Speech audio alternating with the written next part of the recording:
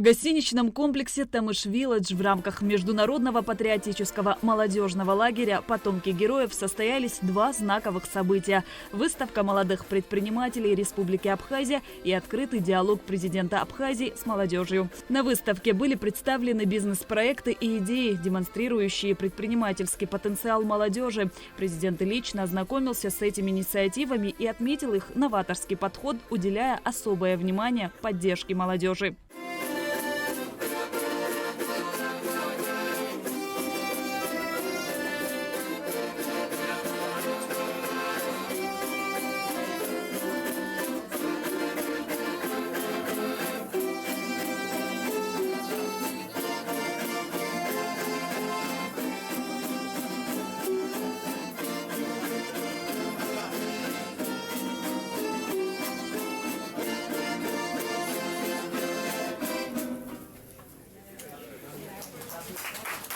Далее состоялся открытый диалог президента Аслана Бжани с молодежью. Аслан Георгиевич, я хочу поприветствовать вас от лица молодых людей на фестивале молодежи.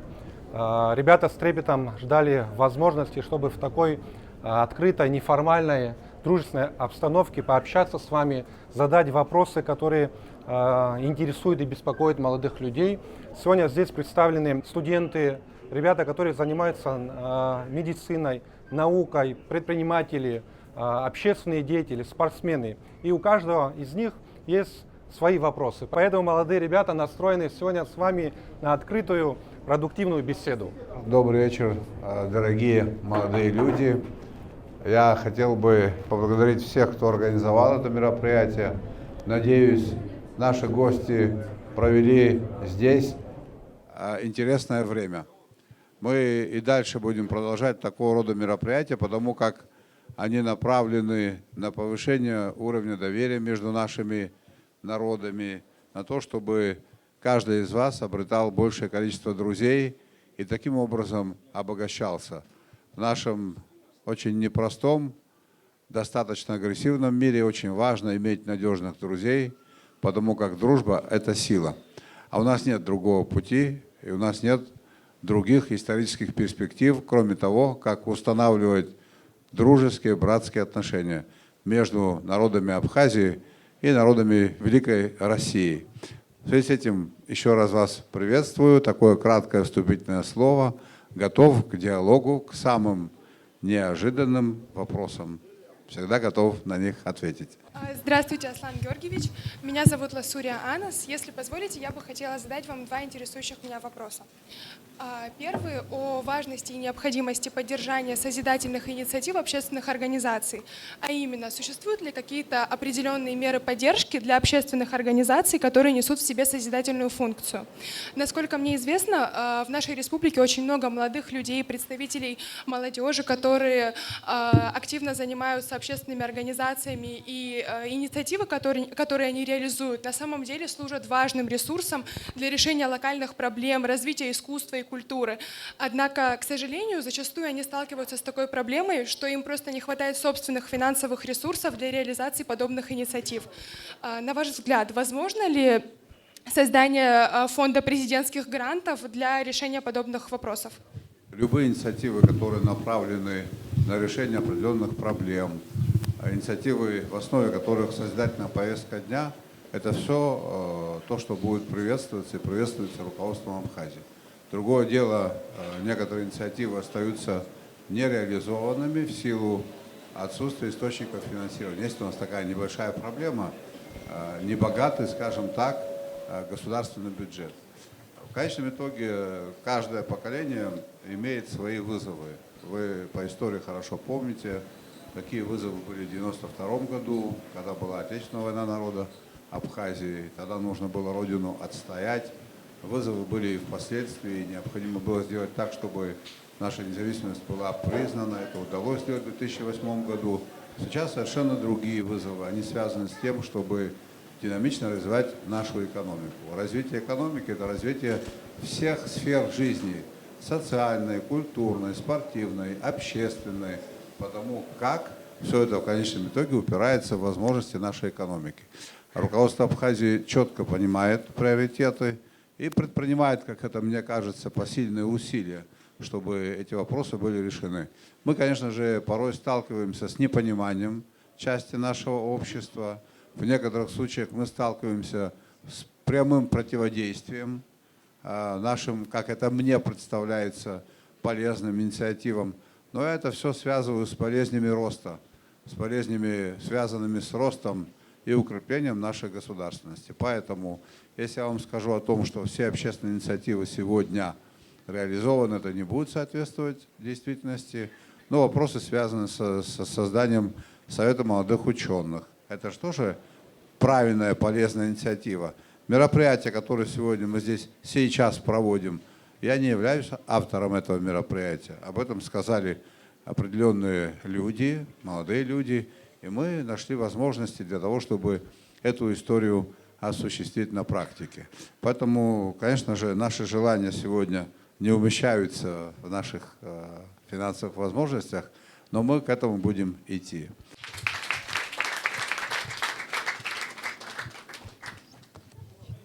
Хлопзиква. Сара филология факультета хантбиют гибуадзе Паралина. Еще десныхлует яюся саяйра дуамш. Зараз самоприем. Обещаю зара и церный куклус заруб. Нас кебрия проблема дуны хаму обсуждала чажу зензех мачхас. Из-за того проблема кудыруб ахаурт апыхши сырому айлкара даричке хет. Абриазарец быши сямузи наске апсуа зигир хато бесшали чажу редбе казашес ями. Хазкула заамта уиза проблема ква أهندكار كويس مورد شوب وبسي عليت يحب نجوز بشا دعارة عمش خدوخ زي ترى يشتوب وحرحمة سرح زه نوزم ويزا بروبليم خاو جت أهندكار كور أنجي قب حرح خطب بشا حرخار سزهن أهندكار جانا خلا يقطعوا وزيجيت أحضروا تحب حس حرياش أما خا يقب برنامج كوا يقب يجحك عز وسكوا Сараса ну хочешь и казамест абсолютно телевидение хазишто, и казамест мультфильм хазишто психила, и казамест ускаф коросфана, и кану бриза амта абсентола абсолютно бешала усавер азина накамыз, абсолютно бешала школка, и каз аркан, уизеква амта гаана абсолютно бешмидзет. Я хамо повинт имя пакаша политика, уягана хала знаком квинтум ква хайзахет, уже специалист сикалцаз авила гала накуршана абарта хучбахчик порчо эксперимент хасабла чица знейша харпшин уже усора хаджуб тижуб пашква эчкауп киностудия ква я ахтазмач замаха сарагуана гарашсому босоп абре проблема зиграф хадзе хизбату атаасара шоп уек уба يخذ بتوع كتجة حرة خما أكتجة بزشوا خيق خوي حركوسي علت وست تراديسيا نيكو بكتجة بابسو تراديسيا كخيقو حرا وجه وبريزا ساخ حموب أكتا أنبيوا أكلاك خايس رجوب أكتا أنبيوا أكلاك خنيس проблема بزشوا تحلا جوزي خنتاخد يمي سرتزحنا أكتجة ويا وسيور بتقول عاش هندكاري شيء كارو أكتر عزتوب ويزة أبريزة أنا بلاقة أبرات في فيك فين في كرانزا وأوسر ويد أباس أبريزة أوسر تبقى توب وجه حجوب واش تخازر صدرة ما شمشير رايون أريمة سراكم وشمشير أكلاك أنجي ناس أكتر برج أبرتبرات كوريج كارا حجوب ويخرم زامكوا أخا نربشيت وجه يعرضني عدرتوت يدو предприятия أكتر نخامي يد حاله كتولا كتر براس عايشة خا درخوا أيوخي قرصو ريستوران واس أجفيني في بيجر أنزل وصلوا يسخص حاو بريو بكتر يد حاله ويكتر عن ينخز يبدأ شجرة يزمريو وجه خشتو مبريجانا خلاقي أو صورة حجوب جرت أسبيساليست يروحوا وجه حكم قرص حجوب يخنز حالشوا أرتي ترابسو بزشا دزرزو شكول كورش أولا فخوي هاي حني راود ورت جدا لا حرز شروم حوب يقب سعرك وأتخرع رخاء أحسو ويزم خزرك خب Зиграбхадза, Харахым, Гарах, культура обуси Алароп, Апсуа Хоче, Апсуа Безша, Анизимдр, Убри Ходжик Дацуп Хашазароп, Дахтултва, Дахнео, Дахаево, Убри Буси Ахсароп, Убусоп, Шидзбет, Убусоп Гана Гарасумо. Это Боб.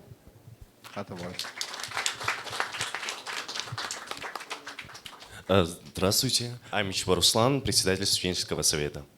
Спасибо большое, что появилась такая возможность задать вопрос. Слушайте, Руслан. Ага. У меня вопрос связанный с искусством.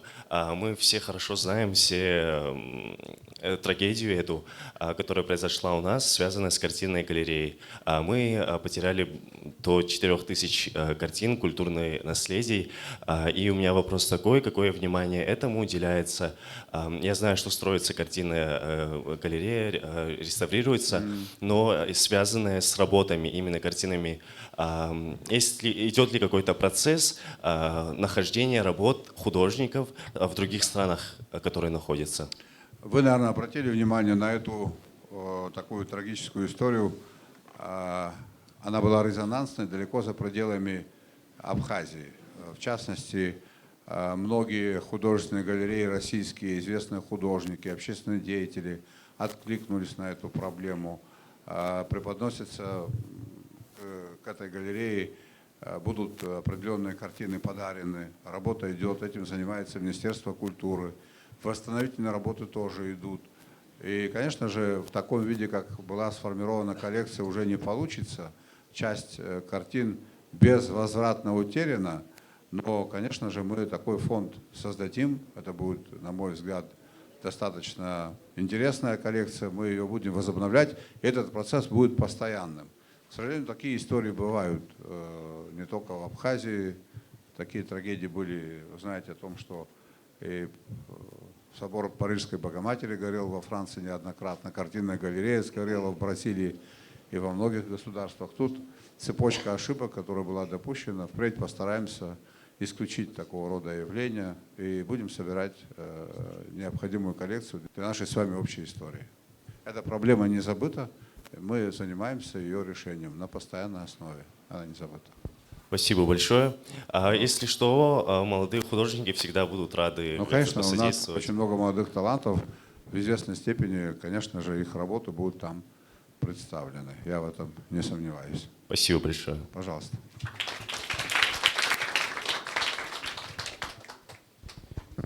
Добрый вечер, Аслан Георгиевич, уважаемые гости мероприятия. Меня зовут Гвинджи Алхас. Хотел бы затронуть тему, которая уже долгие годы актуальна для Абхазии, особенно для молодого поколения. Она связана с тем, что в Абхазии люди трудоспособного населения насчитывают 140 тысяч человек. Официально трудоустроено более 40. Есть определенная часть самозанятых людей. Вы прямо кого-то цитируете, президента Да, Абхазии, это у вас да? где-то было Потому в интервью. Что это правда, да. Да, и на данный момент хочется узнать, вот наши очень многие ребята, которые оканчивают вузы либо в России, либо в Абхазии, сталкиваются с проблемой, что им сложно найти работу. Да. И хотелось бы у вас узнать, что у нас планируется делать или уже делается для того, чтобы количество этих рабочих мест увеличивалось. Вот все инициативы, которые озвучены президентом в плане формирования государственной экономической политики, направлены на создание рабочих мест. Вот те дебаты, очевидцами которых вы являетесь, те препоны, которые нам чинят, это все направлено на то, чтобы сюда пришли инвестиции. И инвестиции – это новые рабочие места. Вообще самая большая проблема в нашей экономике, она связана с тем, что огромное количество людей по нашим меркам не имеют работы. Одно рабочее место сегодня стоит примерно около 10 миллионов рублей. Ну, на примере детского сада, да, на 150 человек детский сад, сегодняшняя цена 250-300 миллионов рублей. Там работает 24-25 педагогов. В туризме такая примерно картина, 7-8 миллионов рублей, одно рабочее место. Вот прикиньте, сколько получится, да, 140 тысяч у нас трудоспособного населения, примерно занято самозанятыми половина, 70 тысяч. Из 70 тысяч мы можем предположить, что 1020 не хотят работать, есть такие люди. Вот 50 тысяч людей готовы у нас работать, и у них работы нет. Помножьте 50 тысяч на 10 миллионов рублей одно рабочее место, и вы получите 500 миллиардов рублей денег, которые мы должны вложить в экономику. Представляете, что это за цифра? 500 миллиардов рублей. Это при том, что наша собственная доходная часть бюджета там около 14-15 миллиардов. Если все эти деньги даже уйдут на создание рабочих мест, что невозможно, это заработная плата и так далее. Поэтому я ратую, и моя команда, за то, чтобы сюда пришли инвестиции. Для того, чтобы инвестор сюда пришел, у него условия ведения бизнеса должны быть чуть лучше здесь, чем в стране, в которой он работает. Вот у нас сейчас документ, мы недавно парламентом был ратифицирован, это, значит, соглашение о взаимном признании решений арбитражных судов по коммерческим делам. Даже вот такая очевидно полезная вещь тоже, значит, натыкалась у нас на некое противостояние. Сейчас должен быть рассмотрен документ, он называется следующим образом: об инвестиционной деятельности российских юридических лиц на территории Абхазии. Вы представляете, да, бизнесмены, это их деятельность, это их жизнь, это образ мышления. Они, конечно же, заинтересованы в том, чтобы их капиталы были защищены. Значит, они приходят для себя в новую страну, у них должны быть понятные правила. Конечно же, мы хотим создать условия, чтобы они к нам пришли, некие преференции, освобождение на каком-то этапе от определенных видов налогов. Это разумный подход. Так было всегда во всех государствах, которые были на стадии развития и становления. Мы такой этап сегодня проходим. Но, вообще-то говоря, такое количество безработных, как у нас, это критически опасная масса. Все вот наши, скажем так, недовольства обеспечены тем, что люди не имеют источников для существования, нет работы. Даже вот такие очевидные вещи, значит, критикуются. Альтернативы нет. У нас нет собственной денежной системы. Наша экономика до этого пока еще не дошла. Значит, мы и дальше будем привлекать. Вот этот объект, на котором мы находимся, это же тоже инвестиции из России. Здесь было 6 гектаров заболоченной территории. Сюда приходили на охоту, на уток, или тут были лягушки здесь, я не знаю, кто еще тут находился. И никто, дорога была, она заросла. Несколько лет тому назад в этом селе, в моем замечательном селе Тамыш, волки напали на педагога, на женщину, потом напали на педагога, на мужчину. Вот что здесь было. Вот пришли наши российские инвесторы, создали вот такой неплохой объект. Он может быть не самый лучший, но на такой объект тоже есть потребитель. И он заполняется, люди имеют работу. И 6 или 7 человек только по нашей улице вернулись домой, стали восстанавливать свои домашнее хозяйство. Этот процесс сегодня идет. Вы видели 3 кафе по дороге. Таким образом это делается шаг за шагом.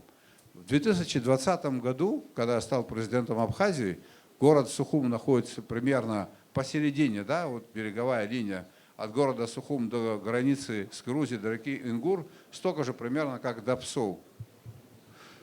На берегу, на первой линии, с города Сухум до Ингур, фактически один объект функционировал, больше не было. Мы называемся туристической страной, и половина нашей территории, береговая линия, никак в этом процессе не задействована.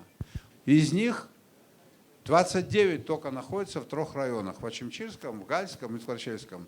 Все остальные находятся: Гагра, Гудаута, Афон, Сухум. Это, конечно, хорошо, что они там находятся. Я очень рад этому, и мы там тоже будем развивать. А здесь это 45% территории, 40% населения.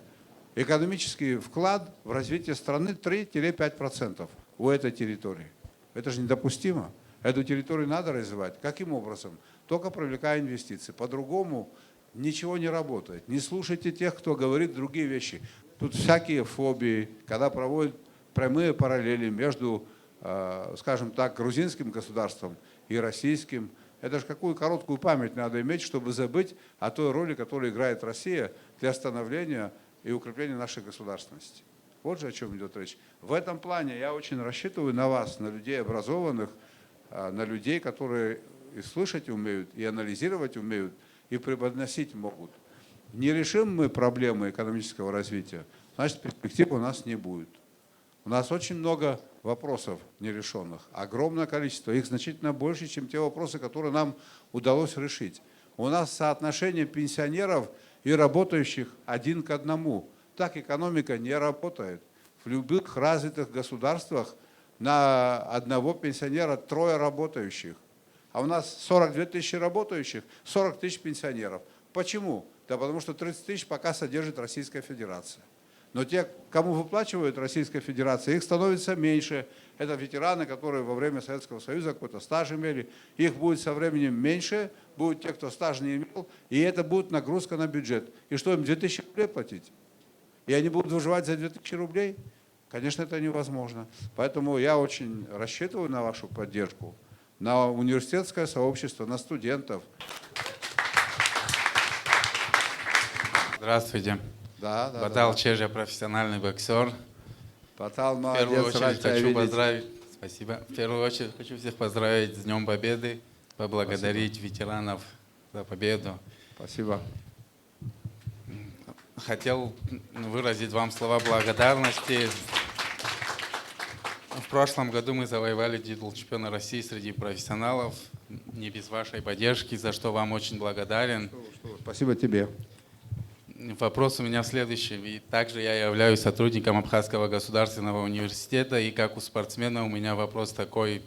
Есть ли в планах восстановления спортзала в Государственном университете? Что касается вашего спортзала, я на той неделе, кажется, это было начальнику УКСа, дал поручение, сейчас они там осмечивают, и мы потихонечку начнем его восстанавливать. Мы и сейчас занимаемся, на мой взгляд, с учетом наших возможностей, неплохое внимание уделяем спорту. И сейчас строятся универсальные спортивные площадки. Недавно одна площадка была запущена в селе Джгерда, сейчас строится в селе Кутол, будет строиться в селе Кындах, строится большая спортивная площадка, нам помогают наши друзья, адыгейцы, значит, в селе Приморском. Там огромный перечень того, что сделано и будет сделано. В университете спортзал восстановим. Сроки точно сказать не смогу, но в ближайшее время мы начнем. Мы не хотели бы сделать так, чтобы это было на год или на 2. Надо делать капитально, надо делать так, чтобы люди с большим удовольствием приходили и занимались там спортом. Вопрос развития спорта напрямую имеет отношение к вопросу развития физической культуры нации, к его здоровью. Понимание есть полное. И мы, конечно же, эти вопросы будем решать. Но исходя из тех возможностей, которые у нас сегодня есть. Добрый день, Аслан Георгиевич. Я Сария Адлиба, член Совета молодых ученых. И в первую очередь я бы хотела вас поблагодарить за создание и поддержку Совета молодых ученых. И сегодня от лица Совета я хотела бы выступить с инициативой и просьбой к вам о проведении Конгресса молодых ученых, который мы думаем, что будет очень важным шагом в развитии науки в нашей стране. Мы надеемся, что проведение Конгресса будет способствовать развитию молодежи именно в плане науки и будет поддерживать связи научных учреждений в нашей республике.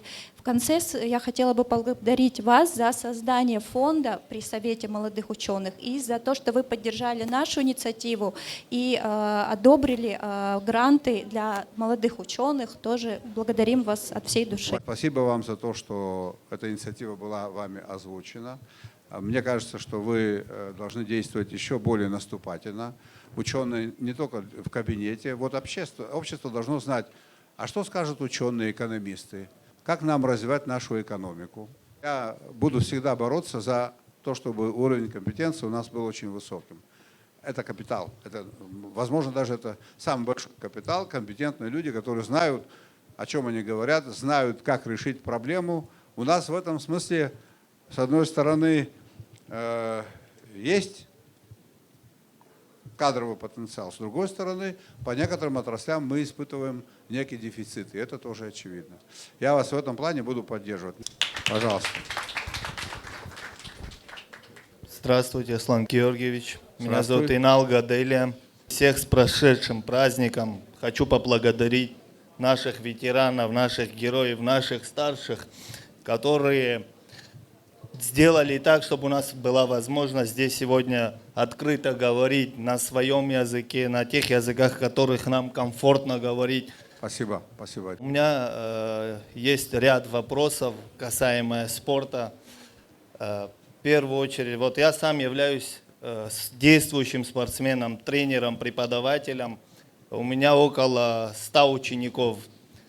Многие из моих учеников учатся в российских вузах, уже студентами стали.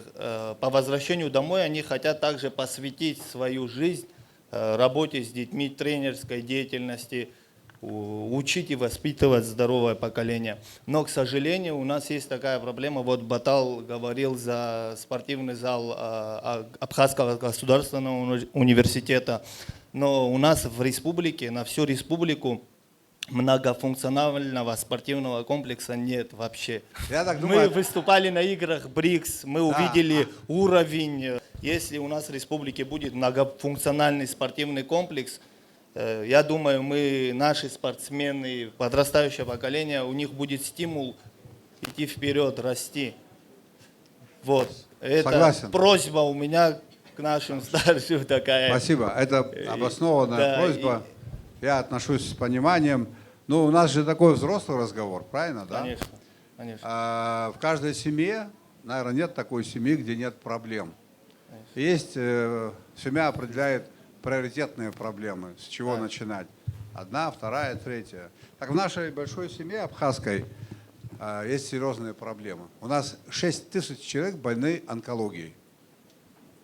Вдумайтесь, 6 тысяч. Лечение одного человека в среднем, если его лечить должным образом, это 1 000 000 рублей. Это 6 миллиардов для решения одной проблемы. Только одной. У нас есть люди, которые болеют почечной недостаточностью и так далее. Вот же у нас какие проблемы, дорогие друзья. Вот вы обратили внимание, вы участвовали на играх БРИКС. Это же специально было сделано, чтобы вы поучаствовали, увидели. Но я надеюсь, вы там видели не только спортивные объекты, а вы заводы и фабрики не видели? А вы не видели источники, каким образом эти спортивные объекты были построены? За счет чего? Все видели, все понимаем. Понимаете же, да? Так я про то и говорю. Поддержите меня в этом. Давайте построим объекты, которые будут приносить прибыль государству, а эту прибыль будем направлять на здравоохранение, на спорт, на культуру, на науку. По-другому ничего не работает.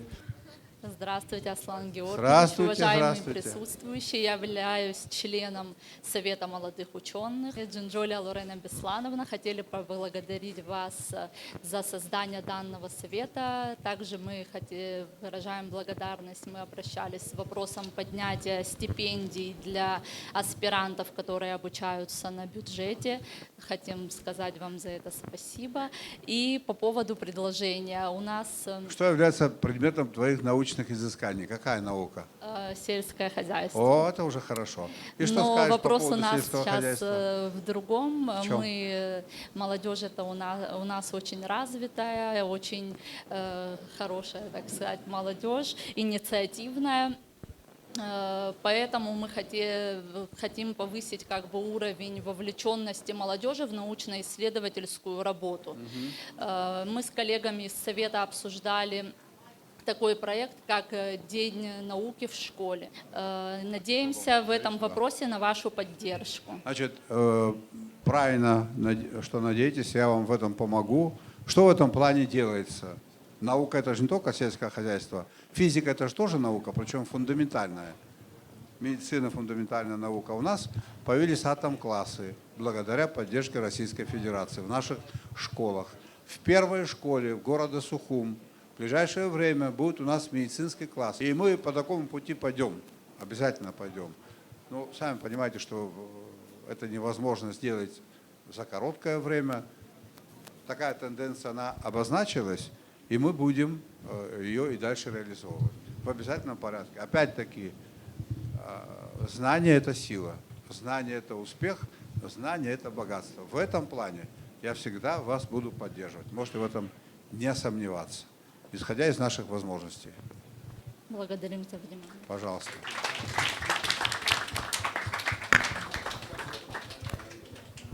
Здравствуйте. Здравствуйте. Меня зовут Барцис Диана, и у меня следующий вопрос. Как мы знаем, окончив учебу, многие у нас ребята начинают вести свой бизнес, и даже если бизнес успешен, спустя какое-то время нужны ресурсы для его развития. Да. У абхазских банков не хватает ликвидности, чтобы обеспечить спрос бизнеса на недорогие деньги. Вы на экономическом факультете, Да. учитесь? Хорошо. Но, несмотря на это, мы знаем, что банковская система Абхазии предлагает различные программы для развития бизнеса на приемлемых условиях. И также мы понимаем, что привлекать денежные средства российских банков не так-то просто. Но как вы думаете, возможно ли сделать так, чтобы граждане Абхазии могли получать денежные средства в банках России? Вот смотрите, в 2020 году я обратился с письмом к президенту России. Суть этого письма сводилась к тому, чтобы помогли нашим предпринимателям и на условиях льготных выдавали под наши проекты финансовые ресурсы. Документ был подписан, Абхазии было выделено 10 миллиардов рублей под 6% годовых. Есть определенные условия получения. Кстати, хотел бы обратить ваше внимание, под 6% годовых российские предприниматели не имеют такие возможности в России. Это было специально сделано для Абхазии личным решением президента Путина. В рамках этого финансирования построено крупное предприятие на стыке 3 сел Лабра, Кутол, Тамыш. Там был виноградник 100 гектаров, построили винзавод и очень красивый ресторан. Это около 150 рабочих мест на 3 предприятиях. Это одно предприятие состоит из 3 сегментов. Налоговые поступления около 100 миллионов рублей в год от этого предприятия. Там же будет построена крупная молочная ферма на условиях финансирования из России. На эти же деньги вложено около 800 миллионов рублей в Ачимчирский порт. Абхазские предприниматели получили эти деньги. И там новый вид услуг контейнерной перевозки. Сейчас это актуально в рамках санкционных режимов. Это очень важно. На этом можно заработать деньги, и этим занимаются наши предприниматели. Процесс пошел. В рамках финансирования льготного крупное предприятие строится в Гульрипше. В будущем году оно будет введено в эксплуатацию. Это единственное предприятие, которое специализируется на хранении цитрусовых, на фасовке, на его обработке, на выпуске качественного сока, его упаковке. Вот это все в рамках льготного кредитования при поддержке Российской Федерации. Но я же вам говорил, для того, чтобы мы создали, обеспечили работой 550 тысяч наших граждан, нам нужно в экономику привлечь 500 миллиардов рублей. В связи с этим и был внесен законопроект о строительстве апарт-отелей. Владельцы апартаментов гражданскими правами не наделены. Это коммерческая недвижимость, но это очень серьезные деньги в бюджет. Это очень серьезное развитие экономики. Очень серьезное, ни с чем не сравнимое. В ближайшее время наш аэропорт будет введен в эксплуатацию. К нам хочет приехать турист с деньгами. Туристы бывают разные. Вот уже говорят, построят объекты хорошие, значит, будет конкуренция. Конкуренция для экономики – это не минус, а плюс. Вот этот отель, наверное, соответствует категории 2 звезды. Здесь найдется свой клиент. Он там должен быть 3, дальше 4, дальше 5. Тогда будет развитие экономики. Банковская система наша, кстати говоря, очень болезненно реагирует на то, чтобы здесь у нас был открыт филиал Российского банка. Я их мотивы понимаю. Там их 8-9 банков, они как бы работают на одинаковых условиях, но 18% минимум, 20% годовых долгосрочный кредит взять на такие условия, сделать бизнес, очень тяжело. У нас же нет своей собственной денежной системы. Что нам делать? Нам необходимо в этой среде создать конкурентные условия. Когда это возможно и каким образом? Только привлекая к работе российские банки. Шаг за шагом, аккуратно, спокойно, тихо. Добрый вечер, уважаемый Аслан Георгиевич. Я представитель российской делегации, представитель Курской области. Меня зовут Анастасия. Я работаю педагогом-организатором в Курском государственном политехническом колледже. И в первую очередь хочется выразить вам слова благодарности за ту возможность, за данное мероприятие, за эту беседу, за добрую беседу от всей молодежи Курской области, от молодежи Российской Федерации. Мы говорим вам спасибо за возможность быть здесь и сейчас, быть в моменте, жить, чувствовать, общаться с вашим прекрасным народом. Мы благодарны, и мы хотим, чтобы Данный проект, данный международный лагерь, патриотический лагерь «Потомки героев» жил дальше, в будущем. Мы готовы приезжать к вам и надеемся на дальнейшее сотрудничество. Спасибо вам большое. Вы знаете, нас с Курской областью очень многое связывает. Выдающийся русский писатель абхазского происхождения Фазиль Абдулович Искандер, после того, как он закончил библиотечный институт, решил стать писателем. Долгие годы работал у вас в Курске журналистом. Лет 5 он там прожил. Первые его рассказы появились именно в Курске. Этот лагерь будет иметь будущее. Я обязательно буду эту инициативу развивать и поддерживать.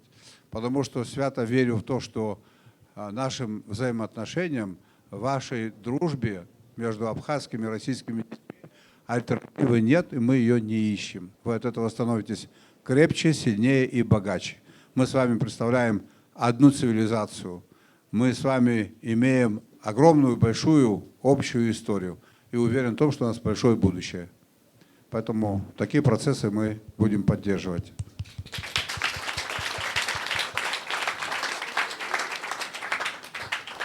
Здравствуйте, Аслан Георгиевич. Меня зовут Рафида Анова.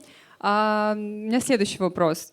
Мы живем в демократическом обществе. Безусловно, свобода слова — это очень хорошо, но иногда кажется, что некоторыми людьми это воспринимается как свобода от безнаказанных оскорблений. Абсолютно верно. Элементарно зайдя в социальные сети, мы можем наблюдать то, как, допустим, журналисты, общественные или политические деятели безосновательно, без аргументов оскорбляют друг друга. Насколько это кажется нормальным и что с этим можно делать? И вообще нужно с этим как-то бороться? Да, это вообще ненормально. Это не соответствует нашей этике. Ни в коем мере не соответствует. Но такое заболевание у нас носит, скажем так, масштабный уже характер. И все это прикрывается таким термином политика. Политика типа грязная вещь, и в рамках этой грязной вещи можно делать все, что угодно. Никогда не был сторонником такого рода подходов. Но это проблема, которую необходимо решить прежде всего правовым путем. Я соответствующую инициативу направил в парламент с тем, чтобы было проще привлекать этих клеветников к уголовной ответственности. Моя инициатива пока, к сожалению, не нашла поддержки. Надо изучить эту проблему. У нас есть статья «Клевета и оскорбление». Санкции, это, во-первых, невозможно доказать. Санкции 5000 рублей. Следователи, прокуроры, судьи будут заниматься делом полгода, год, и потом накажут провинившегося 5000 рублями. Это серьезное же наказание, правильно? Вот. Ну, с одной стороны, это так, это недопустимо. С другой стороны, это признак высокого уровня нашей демократии. В кавычках, конечно. Проблема серьезная, ее надо решать, и здесь нужна поддержка парламента и голос молодых ученых, потому что эта проблема с каждым годом становится все еще, она разрастается. Статья Уголовного кодекса составлена таким образом, что она не работает. Там принцип заведомости. Человек оскорбляет, лжет, и он должен признаться в том, что он знал, что он лгал и специально. Кто же в этом признается? Надо убрать принцип заведомости. Не знал, знал, солгал, выявилась ложь. Или извиняешься публично, или идешь, садишься в тюрьму. Тогда все будет очень просто. Добрый вечер, Аслан Георгиевич. Меня зовут Закарай Баграт. Я студент 4-го курса агроинженерного факультета направления электроэнергетика. И у меня два вопроса, касаемые нашей энергетики. Первый вопрос заключается в том, есть ли у нашего правительства на данный момент времени какие-либо планы по перспективному развитию энергетики, и если да, то на каком этапе они находятся. И второй вопрос касается того, что все мы прекрасно понимаем, что в зимний период времени у нас очень большие проблемы с электричеством, и выражено это веерными отключениями. Вопрос заключается в том, будут ли они в предстоящую зиму, и если да, то поддержит ли наш стратегический союзник Российская Федерация? Поддержит ли она нас? Знаете как, проблема в энергетике. Специалисты эту проблему увидели в начале нулевых еще. Она с каждым годом усугублялась, усугублялась. Эта проблема стала носить политический оттенок. Вот я хотел бы вам задать такой вопрос. Люди потребляют электроэнергию и не платят за нее. Это нормально? Это ненормально. У нас электроэнергия до прошлого года стоила 40 копеек. Когда как в Краснодарском крае меньше, чем 5 рублей нет цены за электроэнергию. Ну скажите, у нас средняя заработная плата сегодня 24 тысячи рублей. Ну, если среди занятых 24 тысячи. В Краснодарском крае 44 тысячи, ну, в 2 раза больше. А тариф там больше в 5-6 раз. Потому что это не дешевый товар. Это первое. За него мы не платили. Цена на этот товар в течение 12 лет не менялась. Вот впервые мы подняли в прошлом году. Не потому, что я получаю от этого удовольствие, а потому, что энергетика нуждается в реинвестировании, в поддержании. Там у нас подстанции 42 штуки. Из них мы отремонтировали за все это время около 15. 28 подстанций работают в аварийном режиме. Опоры высоковольтных линий, им по 50-60 лет. Они уже не выдерживают ветровые нагрузки. Это существенное вливание в отрасль, распределительные сети и так далее. И самое главное, после войны было тяжело, наше население не имеет приборы учета потребления электроэнергии. То есть счетчики не стоят. Этот процесс мы сейчас запустили, он идет. Поэтому у нас есть понимание, как выйти из сложной ситуации. Мы понимаем, как надо действовать. Наши подходы будут приняты или нет, это уже другой вопрос. Но им альтернативы нет. Вы знаете, как у нас некоторые политики, общественные деятели любят часто употреблять термин «стратегический». Это стратегическая отрасль, они говорят. В известной степени, да, стратегическая отрасль. Но электроэнергия – это товар. Я вам могу привести массу примеров. Государства, которые не производят электроэнергию, они его покупают за деньги. И мы можем покупать. Электроэнергия продается на территории России, в Грузии можно покупать, если мы будем платежеспособные. И тогда у нас такой проблемы не будет. Это первый выход из ситуации. Второй – это привлечь инвестиции в отрасль, довести технические потери до нормативных, скажем так, цифр, поставить счетчики, чтобы было видно, кто сколько потребил, привлечь инвесторов, вкладывать в генерацию, это тоже возможно. По-другому это не работает. Вот мы в свое время обращались к руководству России наряду с аэропортом вопрос газификации. Не столько газ для населения, хотя для населения в том числе, еще для того, чтобы поставить 2 станции газогенераторные по выработке электроэнергии. Ну, проект нам подготовили, но, скажем так, теперь дальше его надо продвигать. Поэтому проблемы в электроэнергии у нас пока еще будут. Но они все носят преодолимый характер. Это обычный товар, такой же, как любой другой. За него надо платить, его надо производить или покупать. Другого пути нет. Есть экономические рычаги. Это категория экономическая. Не надо к ней примешивать политику. Тогда все будет хорошо. Аслан Георгиевич, добрый вечер. Добрый вечер, уважаемые гости. Мой вопрос касателен внешней политики Абхазии. Так. Значит, недавно была Вы учитесь информация... на каком факультете? Международные отношения, 1-й курс. Все понятно. В последнее время в СМИ ходит информация о том, что Грузия якобы сблизилась с Россией. Как это скажется на отношениях между Россией и Абхазией? И готовы ли Абхазия к такому развитию событий? Спасибо. Вы знаете, это по большому счету при правильном выстраивании взаимоотношений между Абхазией и Россией для нас никакого значения не имеет. В наших взаимоотношениях мы давно определились.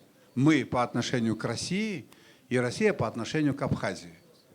Обозначены стратегические условия взаимодействия. Их надо выполнять. Все. Остальное нас ни в каком виде не коснется, если мы будем надежные союзники и партнеры. Проблема не в взаимоотношениях, не во взаимоотношениях между Россией и Грузией. Проблема может быть у нас здесь, если мы не будем соответствовать стандартам союзника и стратегического партнера. Надеюсь, вместе с вами мы такой разворот событий не допустим. Я в этом даже уверен. Когда люди критикуют нашего единственного стратегического союзника, государство, которое нас признало, государство, которое является членом Совета Безопасности Организации Объединенных Наций, государство, к мнению которого прислушивается весь мир, государство, которое диктует в известной степени свои условия. Нам так крупно повезло, что у нас такой союзник, и когда мы начинаем значит, критиковать и так далее, это ни в какие ворота не лезет. Наш народ против этого, я уверен в этом. У нас окно в мир через Россию. Все, чем мы пользуемся в послевоенное время, 95% это то, что сделано с их поддержкой или напрямую ими, только нашими руками, их деньгами. У нас бюджет нашего государства впервые был выполнен в 2021 году только. 27 лет мы свои бюджетные показатели не выполняли. Мы задавали себе планку очень невысокую, даже ее не достигали. Таково было положение вещей. Поэтому пусть отношения у них складываются нормально, это дело Грузии и России. Мы тут должны о наших вопросах думать, делать так, чтобы наш союз укреплялся, конечно же, при сохранении нашей независимости. Вы, наверное, знаете, такие времена были, когда руководство Абхазии просило включить Абхазию в состав России. Это было во время войны. Это было после войны обращение парламента, подписанное президентом, установить ассоциированные отношения. Это все было буквально вчера. Тогда как бы никто по этому поводу не высказывался. Было тяжело. Россия Владимира Путина, путинская Россия, ни в чем нас не подвела и подводить не будет. Это наша сила, это наша опора, это государство, с помощью которого мы можем укрепить свою государственность и решать свои многочисленные вопросы. Вот и все.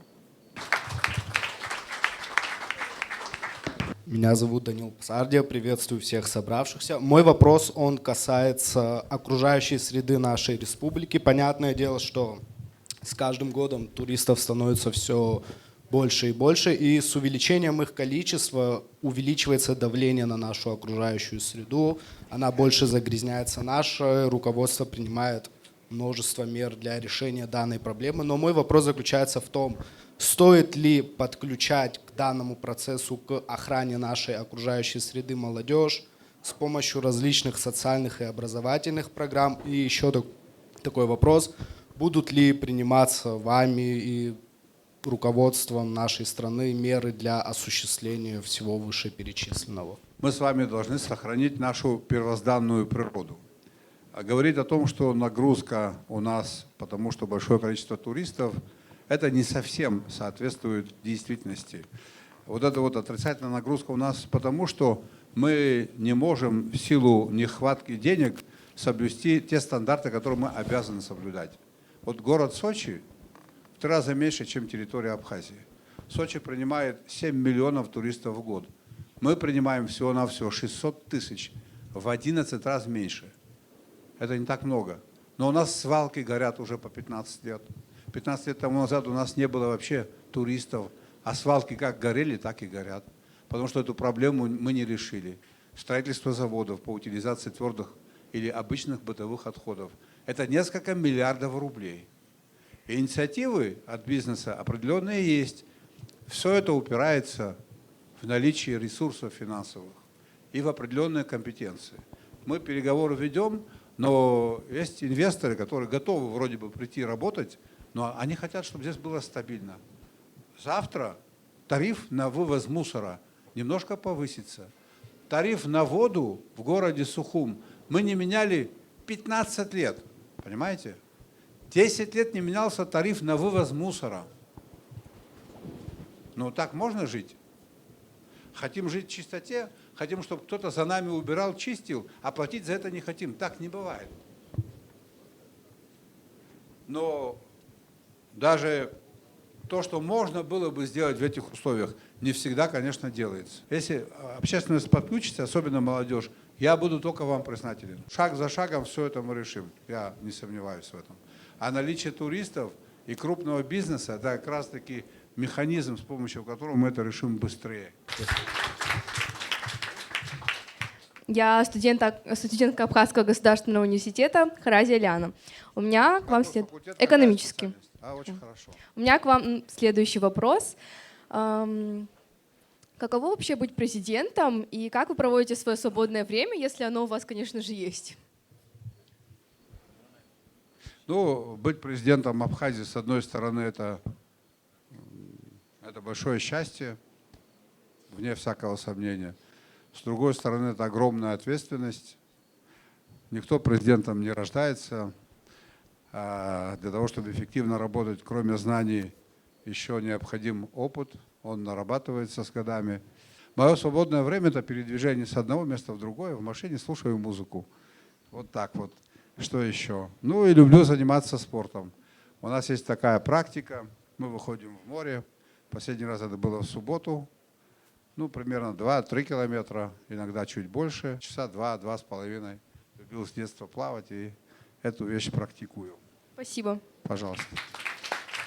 Здравствуйте, меня зовут Елизавета, я представляю делегацию из Курской области, являюсь студенткой Юго-Западного государственного университета. Вот в ходе беседы созрел к вам вопрос, как вы считаете, какое направление, какая специализация на данный момент наиболее востребована в Абхазии? Каких кадров, может быть, не хватает? По экономике у нас не хватает квалифицированных, скажем так, специалистов, инженеров не хватает. Не хватает механизаторов, не хватает квалифицированных кулинаров, поваров, специалистов, которые могли бы работать в сфере гостеприимства. Я вам всем благодарен. Еще раз хочу отметить одну очень важную вещь. Дорогие гости из Курской области, с России, дорогие дети, наши абхазские дети, очень важно находить общий язык друг с другом и дружить. В этом большом агрессивном мире альтернативы нашей дружбе нет. Это должно быть, это должно проходить красной нитью в сознании каждого из вас. Даже в семье бывают какие-то недоразумения, иногда брат может обидеться на брата, но это все очень быстро проходит. Мы должны лучшие качества наших народов проецировать в наших взаимоотношениях, исходить из этого. Только так мы можем стать крепче, только так мы можем обеспечить наше хорошее будущее для вас, для ваших детей и для будущих поколений. Благодарю за внимание. Спасибо вам большое.